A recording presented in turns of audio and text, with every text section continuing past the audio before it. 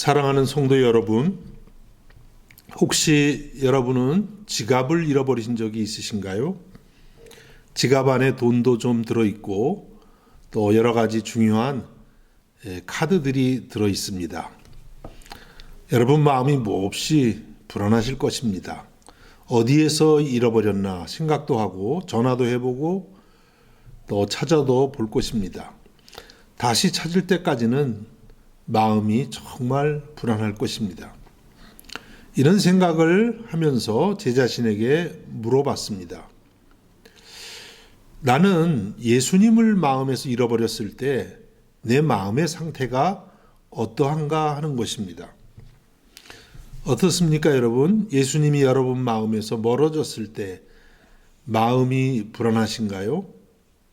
만일 그렇지 않고 마음이 그냥 아무런 느낌이 없다면 영적으로 심각한 문제가 있다고 하겠습니다.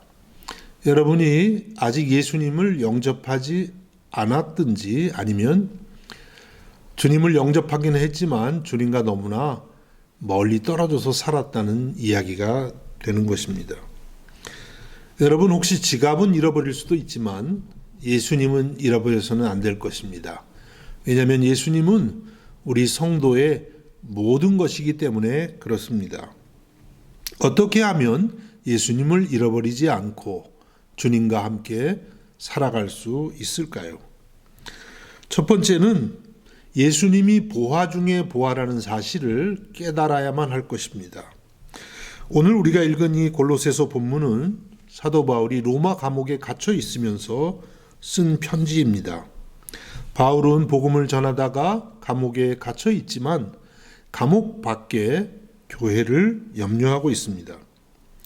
당시 골로새 교회는 여러 가지 잘못된 교훈들이 들어왔습니다.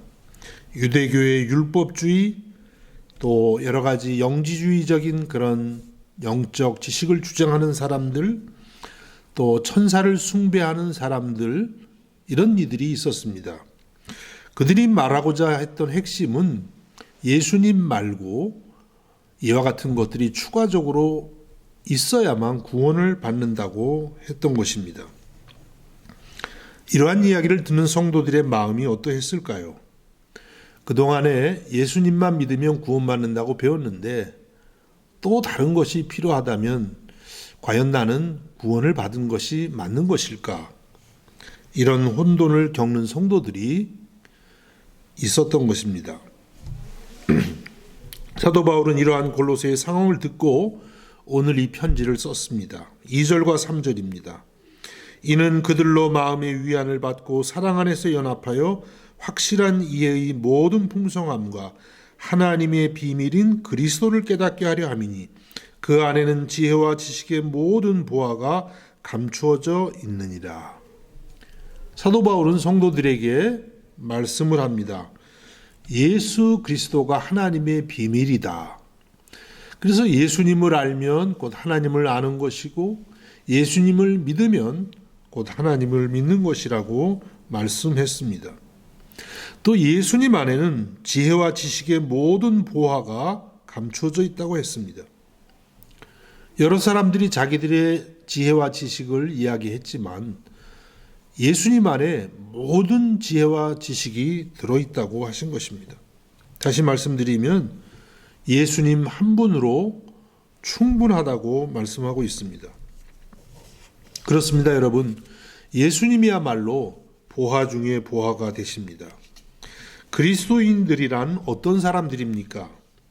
세상의 그 어떤 곳보다 예수님을 최고의 가치로 여기는 사람들입니다. 심지어는 내 생명보다 예수님을 더욱더 귀하게 여기는 사람들입니다. 크리스찬이란 바로 이러한 예수님의 가치를 깨닫고 발견한 사람들을 의미하는 것입니다. 그러면 왜 예수님이 최고의 보화 중에 보화가 되실까요? 무엇보다도 예수님은 우리의 가장 근본적인 문제인 죄와 사망의 문제를 해결해 주셨기 때문입니다. 골로새서 1장 13절과 14절에 그가 우리를 흑암의 권세에서 건져내사 그의 사랑의 아들의 나라로 옮기셨으니 그 아들 안에서 우리가 속량 곧 죄사함을 얻었도다. 예수님을 통해서 우리가 흑암의 권세에서 사랑의 아들의 나라, 예수님의 나라, 하나님의 나라로 옮겨졌다고 말씀했습니다.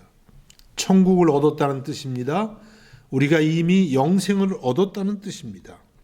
또 그 아들 안에서 우리가 속량 곧 죄사함을 얻었다고 말씀합니다.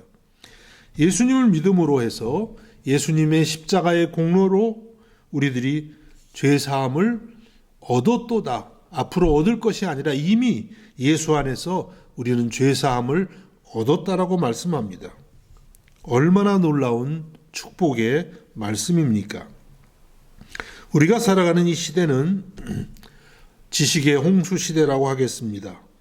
A1이 사람을 대신해서 많은 일을 합니다. 그러나 이 A1이 우리의 죄를 사할 수는 없습니다. 더군다나 영생을 줄 수는 없습니다. 생명을 연장을 시킬지는 모르지만은 천국의 풍성한 영원한 생명을 줄 수는 없는 것입니다. 오직 예수님만이, 나를 위해서 십자가에 죽으셨다가 다시 살아나신 예수 그리스도만이 우리에게 죄사함을 주고 영생을 주는 줄로 믿습니다.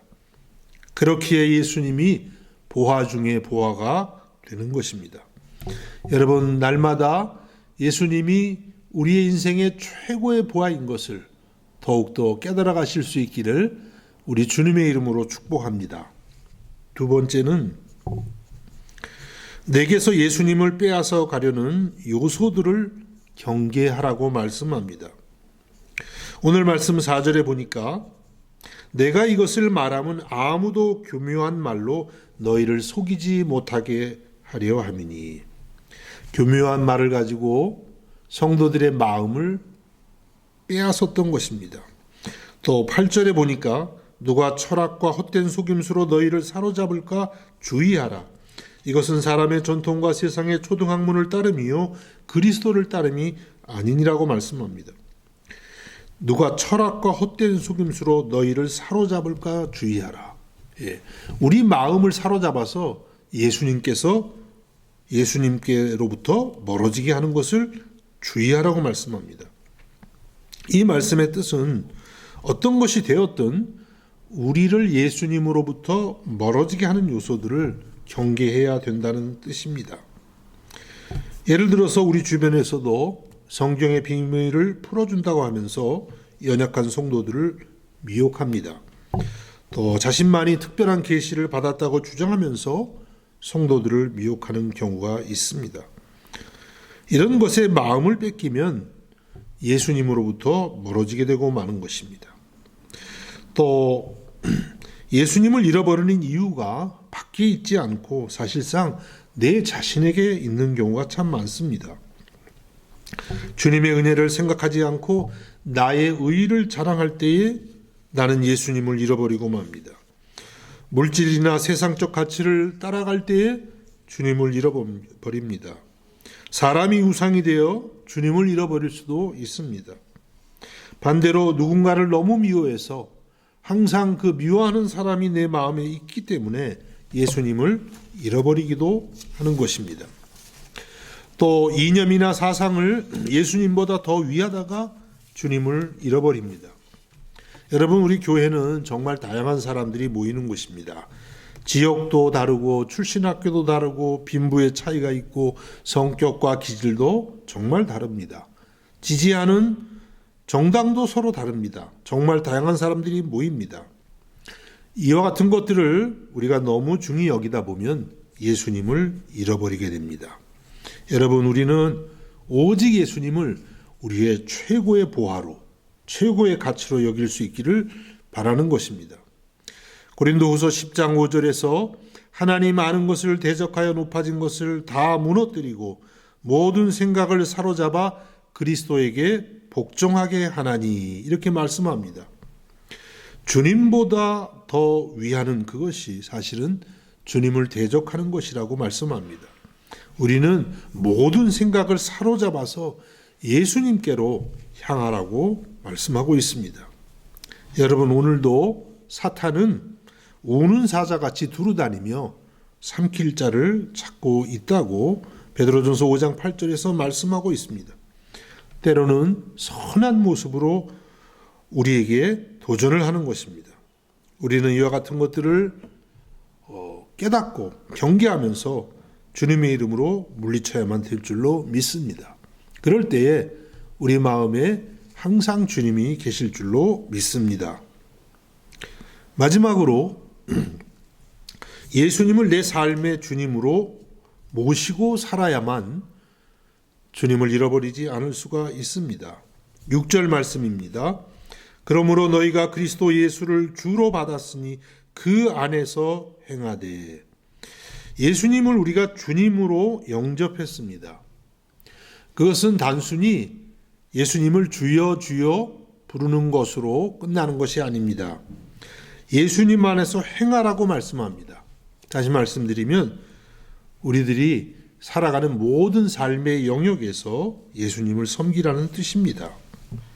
왜냐하면 예수님은 교회 안에서만의 주님이 아니라 모든 생활의 주님이 되시기 때문입니다.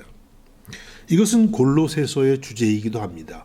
예수님은 만유의 주님이십니다. 지난주에 어떤 집사님 가게를 방문했습니다. 골로새서 3장 23절과 24절을 전했습니다. 무슨 일을 하든지 마음을 다하여 죽게 하듯 하고 사람에게 하듯 하지 말라. 이는 기업의 상을 주께 받을 줄 아나니 너희는 주 그리스도를 섬기느니라. 이렇게 말씀을 드렸습니다. 집사님이 일하실 때에도 주님을 대하듯이, 손님을 대할 때에도 주님께 하듯이 하시기 바랍니다. 그때에 우리 주님께서 상을 주시는 줄로 믿습니다. 여러분, 그렇습니다. 우리는 우리의 모든 삶의 영역에서 주님을 섬깁니다. 공부하는 학생들은 공부를 통해서 주님을 섬깁니다. 직장생활 하는 분들은 직장생활을 통해서 주님을 섬기고, 사업하는 분들은 사업을 통해서, 가정일을 하는 주부는 가정일을 통해서 주님을 섬깁니다. 오늘 이 말씀의 뜻을 우리가 다시 생각해 보면 우리가 똑같은 일을 하고도 주님께 상을 받을 수도 있고 상을 받지 못할 수도 있다는 것입니다. 내가 그것을 나를 위해서 하면 상을 받지 못합니다. 주님을 위해서 하면 상을 받습니다. 또 똑같은 일을 하지만 주님과 더 가까워질 수도 있고 주님을 잃어버릴 수도 있습니다. 그것을 주님을 위해서 하면 우리는 점점 더 주님과 가까워지고, 나를 위해서 하면 점점 더 주님과 멀어지는 것입니다. 여러분, 날마다 모든 일에 주님을 섬기는 마음으로 행할 수 있기를 간절히 바랍니다. 이제 마지막 7절 말씀을 읽고 마치겠습니다. 그 안에 뿌리를 박으며 세움을 받아 교훈을 받은 대로 믿음에 굳게 서서 감사함을 넘치게 하라. 이렇게 말씀합니다. 예수님 안에 신앙의 기초를 두라고 말씀했습니다. 우리의 신앙의 기초가 다른 데 있지 않습니다. 오직 예수 그리스도께 있습니다.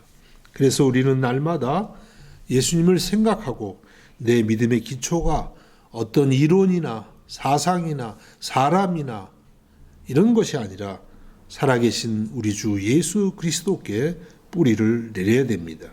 그리고 교훈을 받은 대로 믿음에 굳게 서서, 이 교훈은 예수님의 복음이라고 하겠습니다. 우리가 예수님의 복음을 받은 대로 그것을 믿으라는 것이죠. 그리고 감사함을 넘치게 하라고 말씀했습니다. 여러분, 우리가 복음을 깨닫게 되면 제일 먼저 나오는 우리의 반응은 감사입니다. 왜냐하면 예수님이 나를 대신해서 십자가에서 피 흘려 죽기까지 하셨고, 또 나를 위해서 다시 살아나셨기 때문에 주님의 그 은혜를 감사하지 않을 수가 없는 것입니다. 비록 현실적으로는 감사할 것이 별로 없을지라도 예수님을 생각할 때에 우리는 감사할 수 있는 줄로 믿습니다. 이렇게 할 때에 날마다 우리의 신앙이 견고해지고 주님과 함께하게 되는 줄로 믿습니다. 말씀을 맺겠습니다. 여러분, 예수님은 보화 중에 보화가 되십니다. 이 세상 그 어느 것과도 그 누구와도 비교할 수 없는 보화입니다. 여러분이 예수님을 믿었다는 것은 예수님을 가졌다는 것이고 또한 예수 안에서 모든 것을 가졌다는 의미가 됩니다. 여러분 이 부활을 결코 잃지 않으시기를 바랍니다. 물론 예수님은 우리를 결코 떠나지 않습니다. 주님의 약속입니다. 그러나 우리 편에서도 최고의 보화 되시는 예수님을 가장 소중히 여기면서 날마다 주님을 생각하고 여러분 마음 한가운데에 주님을 모시고 주님과 동행할 수 있기를 우리 주님의 이름으로 축복합니다. 기도하겠습니다. 예수님, 우리 마음의 보화가 되심을 감사드립니다.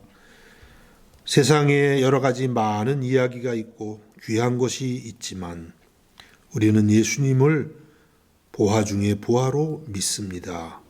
날마다 주님을 마음에 깊이 깊이 간직하고 주님과 함께하는 저희들이 되게 하여 주옵소서. 예수님의 이름으로 기도하옵나이다. 아멘.